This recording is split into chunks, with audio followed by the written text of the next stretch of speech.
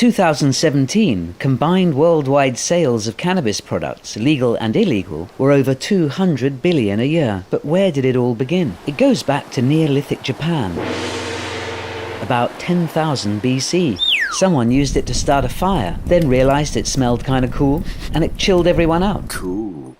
For Japan, it was spiritual. In China, it was useful. Medicine, rope, soup, clothes from hemp, and weapons.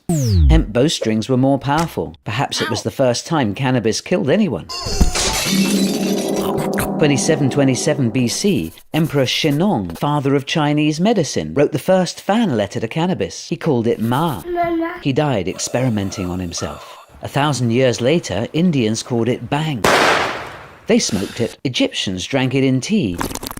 But inhaling was the preferred means of consumption worldwide. In 480 BC, Herodotus saw the Scythian tribe, said to be the most uncouth and savage in the Middle East, inhaling the vapors of hemp, both as a ritual and for their own pleasurable recreation. The first smoking pipes in Ethiopia around 1320 contained traces of cannabis. In 1545, the Spaniards put the ma into manana and started growing huge tracts in Chile. It traveled north to Richmond, Virginia, growing on the shores of the Potomac, spreading to what is now Washington, D.C. 1619, law was every plantation in Virginia had to grow cannabis, known as Indian hemp, mainly for rope, but they smoked it as well. Pipe of peace. Perceptions of cannabis began to change. It was becoming a threat to the power elite. And Washington, D.C. was the place America began to outlaw the drug, making it a prescription-only medicine in 1906. By the 1920s, laws were tightening, thanks to lobbying by the beer industry and Harry J. Anslinger, first head of the U.S. Bureau of Narcotics. They called him Harry Party Pooper. In slave labor colonies like India, Brazil, and Singapore, cannabis was labeled the shirker's drug. So high. Cocaine was promoted as the worker's drug, increasing stamina and concentration by as much as cannabis reduced it. Government-funded movie Reefer Madness showed how a single puff of weed drives men and women to wild psychosis. Cannabis regulation tightened and tightened. It was finally banned in 1937, in case it turned the nation's youth into communists.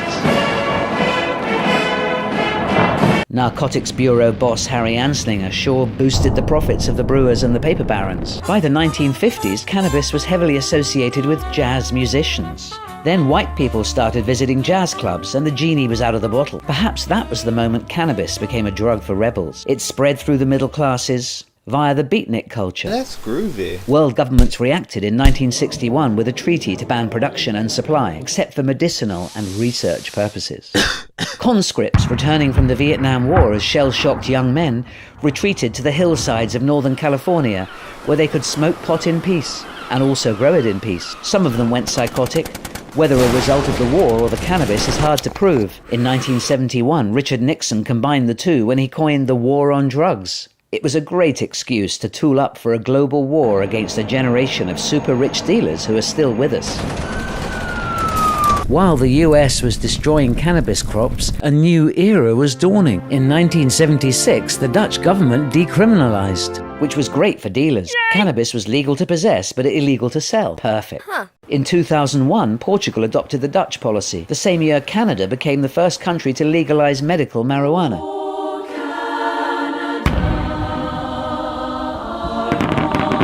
A dozen US states followed, including California, and by 2015, Washington, D.C. made it legal to use, but not to sell.